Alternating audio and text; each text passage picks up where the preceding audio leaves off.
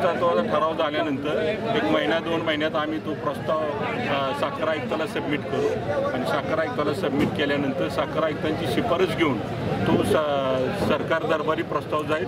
राज्याचे सहकार मंत्री आदरणीय बाबासाहेब पाटील साहेब यांच्या अध्यक्षतेखाली एक मंत्री समितीची कमिटी आहे, त्यांच्या कमिटीच्या ह्याच्यातून शिफारस होऊन तो प्रस्ताव राज्य सरकारकडे जाईल आणि राज्य सरकारच्या माध्यमातून ती मान्यता मिळाल्यानंतर आज सहयोगी तत्वावर साखर कारखाना देत असताना सगळ्या सभासदांचे अधिकार तसेच राहणार आहेत। संचालक मंडळाची मीटिंग आपली 2 महिन्याला होणार आहे।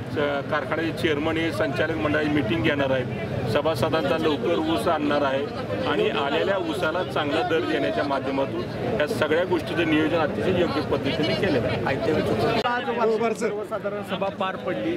9 नंबरचा विषय होता कारखाना सहयोगी तत्वावर चालवण्याचा, त्या विषयाबद्दल सभासदांनी काय निर्णय दिला?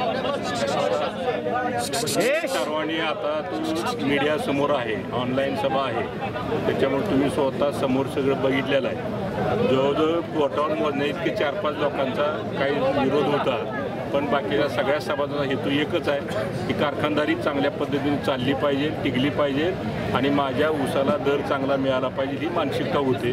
काही लोकांनी गेल्या 3-4 महिन्यापासून वातावरण दूषित केलं, संस्था अडचणीत आणण्याचा प्रयत्न केलेला आहे। आम्ही मागच्या वेळी तुम्हाला सांगितलं की बाबा सहयोगी तत्वावर का देण्याची वेळ आली, तर ह्याच लोकांनी आता सांगितले तक्रारी अर्ज कधी कधी दिलेत कधी नाही, पैसे उपलब्ध झाले तरी लोक तिथे बँकेत सांगायचे की यांनी साखरपोती विकली, म्हणजे एक अर्ज गेला की त्याला 2 ते 3 महिने जवळजवळ म्हणजे सगळी चौकशी करायला जायचं आणि गेल्यानंतर पैसे सीझन चालू झाल्यानंतर पैसे उपलब्ध व्हायचे आणि त्यामुळे ही कारखानदारी अडचण झालेली आहे। जिथनं कर्ज मंजूर केलं तिथेही काय ठराविक लोकांनी तक्रारी अर्ज ह्याच लोकांनी दिल्या, त्याच्यामुळे त्यांच्या सभासदांनी त्यांना त्यांची जागा दाखवलेली आहे।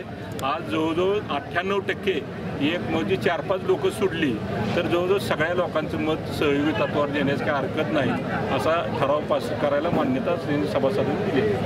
पुढच्या सगळ्यांच्याच माध्यमातून तुम्ही स्वतःनी सगळ्यांनी बघितलेलं आहे। खरोखरच ही सभासद वैतागला आहे, त्याच लोकांनी कारखानदारी ही अडचणीत आणलेली आहे आणि हे आज चित्र स्पष्ट झालेलं आहे तुमच्या सर्वांच्या साक्षीने। आणि मग सभासदांनी तो वैतागून ठराव आम्ही कोण मांडाबिंडा म्हणलेलो नाही, त्यांनी स्वतःहून उठून म्हणजे इतक्या एवढा त्रास या लोकांना झाला आहे, कारण हे जे तक्रार लोक करतात त्यांचा 1 टन ऊस सुद्धा साखर कारखान्याला कधी आलेला दिसत नाही। आता तिने सांगितलं आमच्या नोंदीच घेत नाहीत, नोंदी दुसऱ्या कारखान्याला दिल्या जातात आणि ऊस मात्र आपल्याला अजिबात घातलेला जात नाही, हे आम्हाला सातत्याचं रेकॉर्ड आमच्याकडे आहे। त्यामुळे सभासदांनी त्यांना त्यांची जागा दाखवलेली आहे। आता सगळ्याच्या मतानं आम्हाला ठराव तो मंजूर करावा लागणार आहे, कारण सगळ्यांनी सांगितले, कारण एखादा जर संस्थेला बाधा आणत असेल बरं त्यात तथ्य काय आहे का? या 4-4 वर्षात 3-4 वर्षात त्या लोकांनी कायम तक्रारी दिलेल्या आहेत आणि त्यात तथ्य काहीच नाही हो, फक्त वाटोळ एवढं झालं की सभासदांचं या संस्थेचं वाटोळ झाल्यामुळे सभासदांचं वाटोळ झालं, कारण क्रशिंग तेवढं आम्ही करू शकलो नाही आणि मग ही वेळ आमच्यासमोर आलेली आहे। त्यामुळं आम्हाला तो ठराव सगळ्याच्या मतानं आल्यानंतर तो ठराव आम्हाला मंजूर करावा लागेल। कायद्याचं काम असणार आहे सहयोगी तत्वावर किती वर्षासाठी वगैरे कसं आहे त्याची लॅबिलिटी सगळी बघितली जाते।